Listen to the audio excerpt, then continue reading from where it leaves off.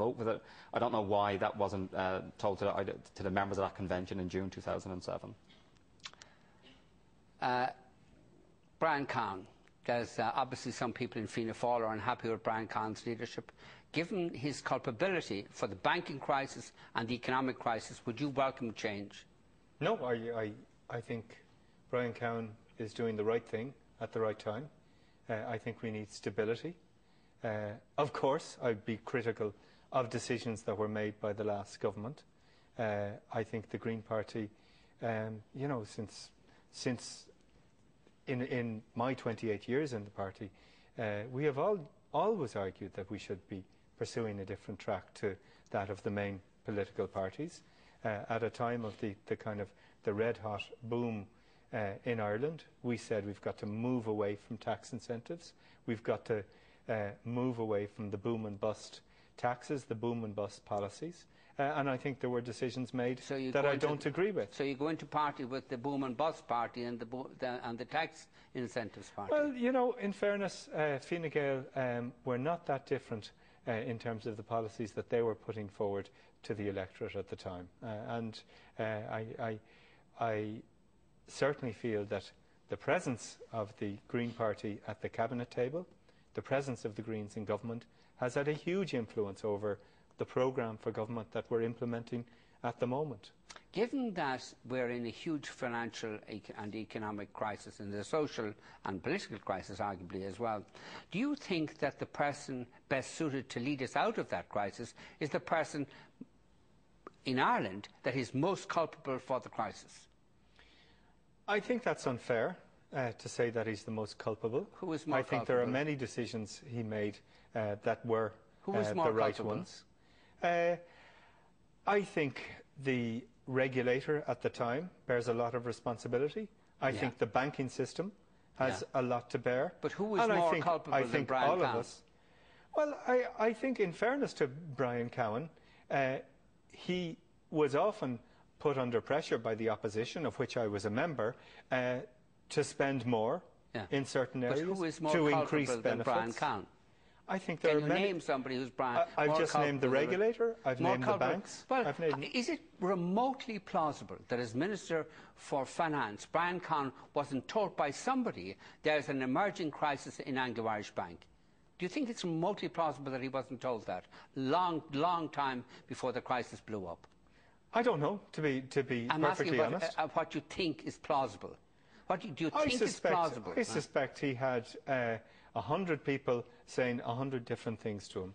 I'm sure many people were saying, let's increase incentives. There were, you know, Fine Gael had policies on stamp duty, for instance, that would have further fuelled the housing market in some respects.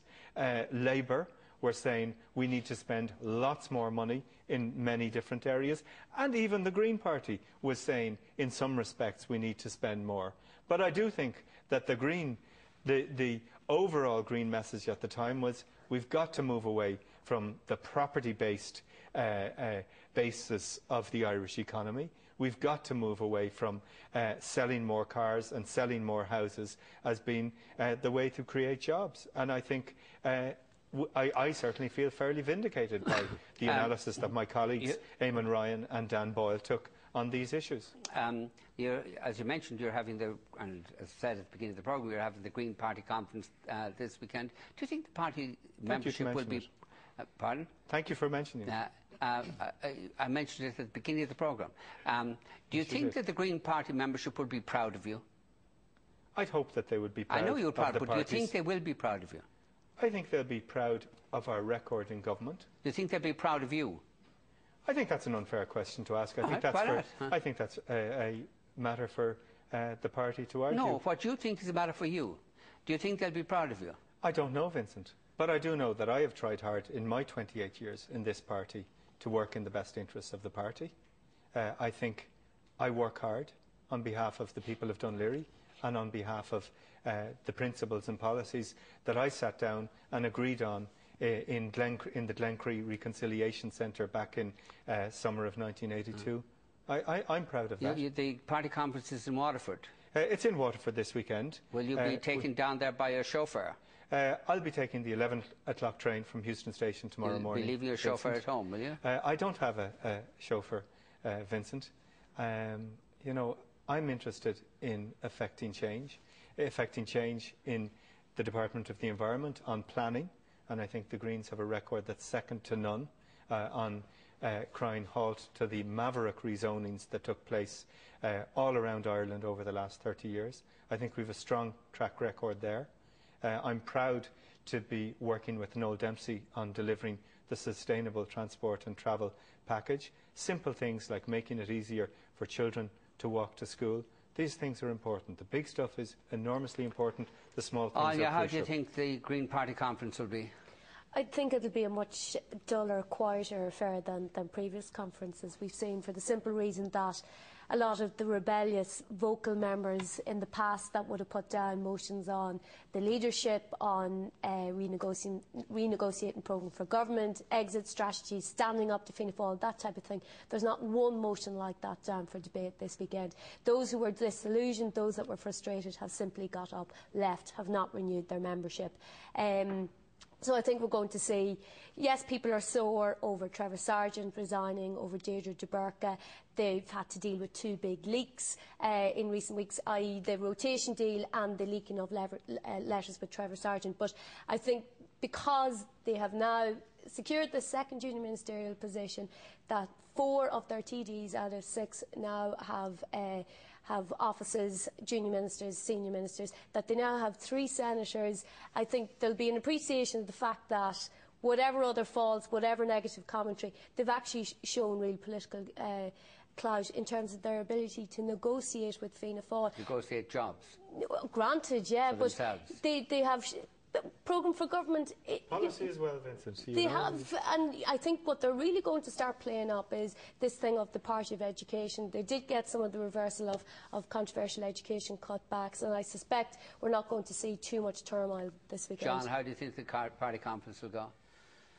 Well, I think certainly, as Anya said, there has been a maturation within the party. It has certainly been a baptism of fire for many people, I'm sure for Ciaran and others in leadership as well.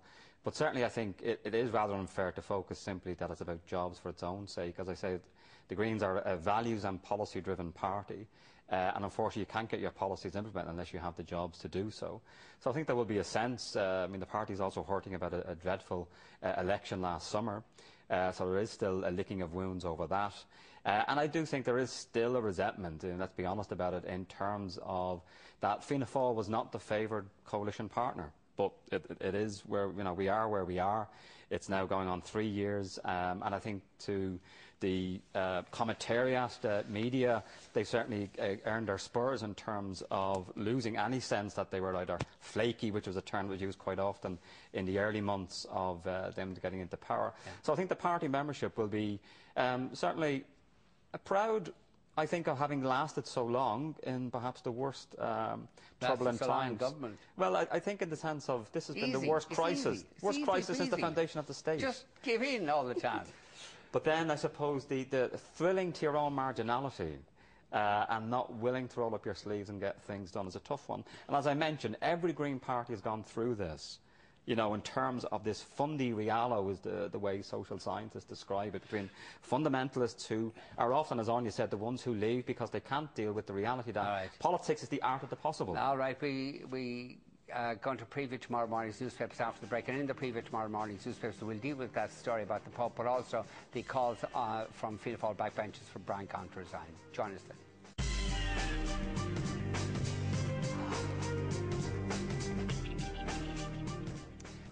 Joined by Tom Lyons of the Sunday Times and Arthur Murphy, who's famous for his famous mailbag programme on RTÉ Radio for many years. How many years did it last? 14, I believe. 14 years, yes.